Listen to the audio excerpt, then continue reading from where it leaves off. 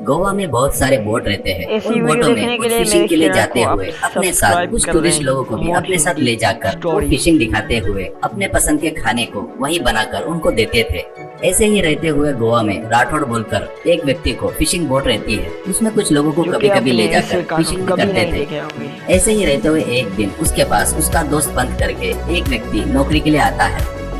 राठौड़ अच्छी नौकरी है कहकर अपने बोट में खाना बनाने के लिए उसको रखता है। जो कि पगार कम दे रहा था से तो भी बने। समुद्र में उसका खाना पसंद आकर टूरिस्ट लोग उसको पैसे देते रहने से पंत उसमें ही समाधान हो जाता था।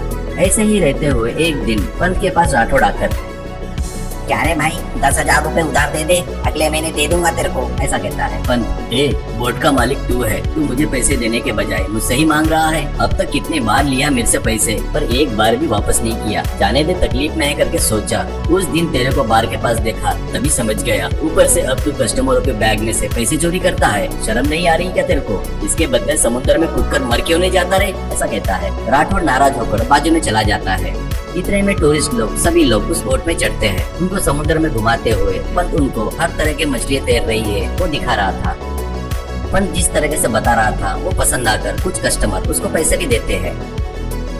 वो देखकर मन में राठौड़, ये ज्यादा ही कमा रहा है, बावर्ची बनकर आकर बोट के मालिक को ही डोमिनेट कर रहा है, पर इस पियक्कड़ का दर्द नहीं समझ रहा है तो ऐसा दोस्त क्यों चाहिए? ऊपर से पैसे भी नहीं दे रहा है। हट, ऐसे को अपन सबक सिखाना चाहिए। इसकी इज्जत एक बार जाने जैसा किए बगैर मेरी तकलीफ इसको समझ में नहीं आएगी करके सोचता है। ऐसे कुछ देर बाद राठौड़ कीर्ति करके कस्टमर का बेंच पर रखे बैग के पास चुपचाप जाकर बैठ जाता है। कीर्ति डॉल्फिन उड़ रही थी तो बोट में से फोटो निकाल रही थी। तब राठौड़ चुपचाप उसका बैग चोरी करता है। उसके बाद बाजू में चला जाता है। कुछ देर बाद पंत पकड़े सो मछली में से कुछ मछलियों को कस्टमर को सिलेक्ट करके उनको बोट में ही कस्टमर को हर प्रकार के रेसिपी बनाकर अच्छे से सजाते हुए वहाँ के सभी कस्टमर को सर्व कर रहा था। उस खाने को बोट में सभी लोग बड़े चाव से खा रहे थे।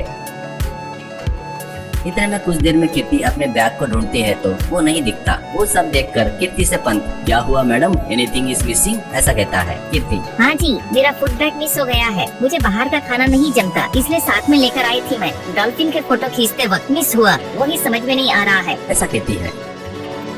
तो वहाँ पर आकर राठौड़, क्या रे पंत, बोट का मालिक हूँ, तू अच्छा है करके तेरे को सब संभालने को दिया तो ऐसे सामान कैसे जा रहा है रे? एक बार सभी कस्टमरों को चेक करेंगे क्या, ऐसा कहता है। इससे पंत को राठौड़ पर शक होता है। फिर भी कुछ भी नहीं कहते हुए कीर्ति से पंत, मैडम गलत मत मानना, तुम्हारे बैग में सिर्फ डब्बा था ना और थोड़ा सा पैसा भी था ऐसी बोल रही हो। वो कहीं नहीं जाएगा। हमारे बोट में एक चोर चुहा है, वो ही लिया होगा। उसको जमकर धोकर आपका बैग आपको देता लो, ठीक है? सभी कस्टमर को चेक किए तो सबको अपमान किए जैसा होगा मैडम। मैं जबरदस्त खाना बनाता हूँ करके हमारे सभी लोग कहते हैं। एक बार मेरे हाथों से खाना खाकर देखिए प्लीज, वो आपके लिए कॉम्प्लीमेंट ही है करके रिक्वेस्ट करने से कीर्ति ठीक है कहती है। इससे पंत तभी समुद्र में पकड़े मछली को लेकर बढ़िया तंदूर फ्राई करके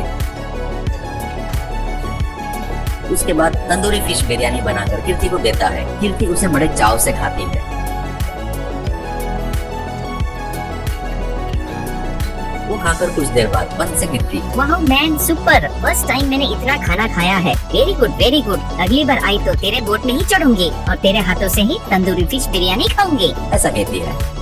उसके बाद पंत और बोट को कवर करने वाले लड़के मिलकर बाजू में खड़ा राठौड़ को ले जाकर उसकी जमकर धुलाई करते हैं। उसके बाद राठौड़ से पंत, क्या रे बेवकूफ, हमको ही अपने जैसा बेवकूफ समझा क्या? चोर है करके बुलाकर लोगों के बीच में बेशरम बनकर घूमता सोच रहा है क्या? ईमानदारी से तू उस लड़की के पास से लिया हुआ बैग नहीं दिया तो तुझे पक्का समुद्र में फेंक देंगे। पहले ही ये शार्क घूमने वाला एरिया है, सोच ले। ऐसा कहने से डर कर राठौड़ बोट के एक कोने में छुपा कर रखा बैग लाकर पंत को देता है। वो बैग ले जाकर पंत कीर्ति को देखकर कीर्ति को सॉरी बोलता है। वो बैग लेकर कीर्ति भी थैंक्स ऐसा कहती है।